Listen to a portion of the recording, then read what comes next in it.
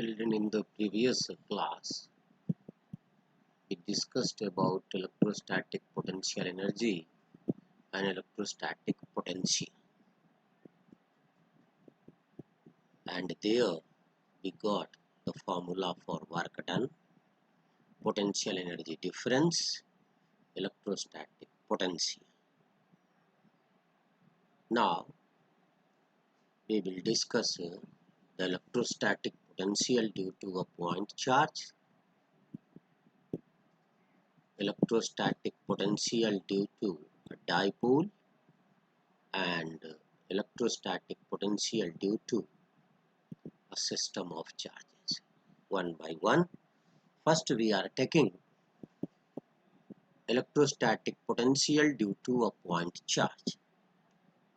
Let a source charge plus Q at origin and a unit positive charge at point P. Then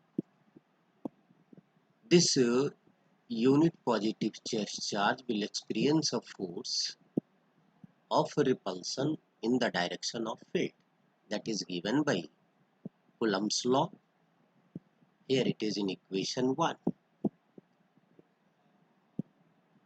If this test charge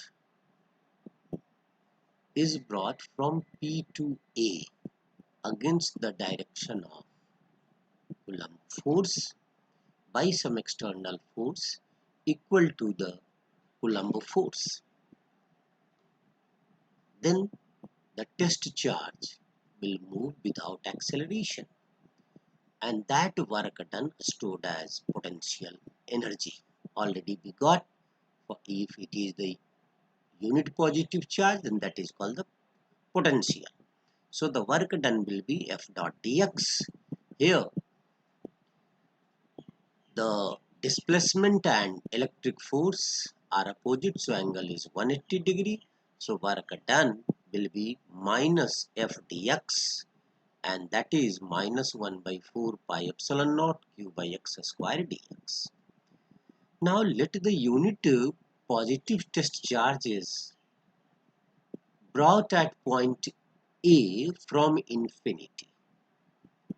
Then the total work done to bring the unit test charge from infinity to a point A, which is at distance r from the origin, will be integration of this dw, and that is we have to take lower limit from infinity and upper limit r minus 1 by 4 pi epsilon naught q by x square dx, and its value we will find q by 4 pi epsilon naught r. Means potential due to a point charge is proportional to 1 by r. We have for the point charge, we came to know electric field is proportional to 1 by r square, potential is 1 by r.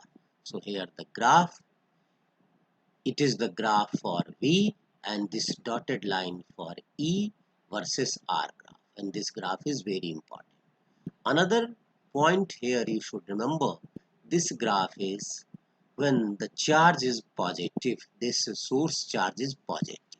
If the source charge will be negative, then its mirror image will be the graph, that is in the fourth quadrant. Again, potential versus 1 by r graph.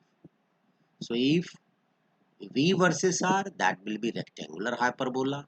If V versus 1 by r, that will be a straight line, y equal to mx. So here, if q is positive, the graph will be in the first quadrant passing through origin, but for the negative charge in the fourth quadrant. Now the electrostatic potential due to a dipole. Let a dipole of length 2a and a point P situated at distance r from the center of dipole at an angle theta. Now here the net potential will be, total potential will be potential due to the minus q and potential due to plus q. Since potential is a scalar quantity, so algebraic sum, not the vector sum, while electric field is vector sum. So the here at P, total electrostatic potential will be potential due to minus Q and potential due to plus Q. And as we discussed for the point charge, if we use the same one, V equal to V1 plus V2, and that will be Q by 4 pi epsilon naught 1 by R2 minus 1 by R1. Now, if we extend this line in the backward direction and draw the perpendicular from A to this extended line and use the approximation so that we can say AP equal to PC. Here, this PC equal to PO plus OC, and in this triangle AOC, OC equal to A cos theta. A is the half of the dipole and this angle is theta. So this angle is 90 degree. It is hypotenuse and this one base. Similarly, if we draw the perpendicular on OP from B so that R2 can be equal to PD, then here DO equal to A cos theta. Then R1 is nearly equal to PC and that will be R plus A cos theta. While this R2 nearly equal to PD and that will be PO minus DO, means R minus A cos theta. And if we substitute the value of R1 and R2 in this equation, we will find V equal to 1 by 4 pi epsilon naught P cos theta by R square minus A square cos square theta. Now the different cases can be. If the dipole is very short,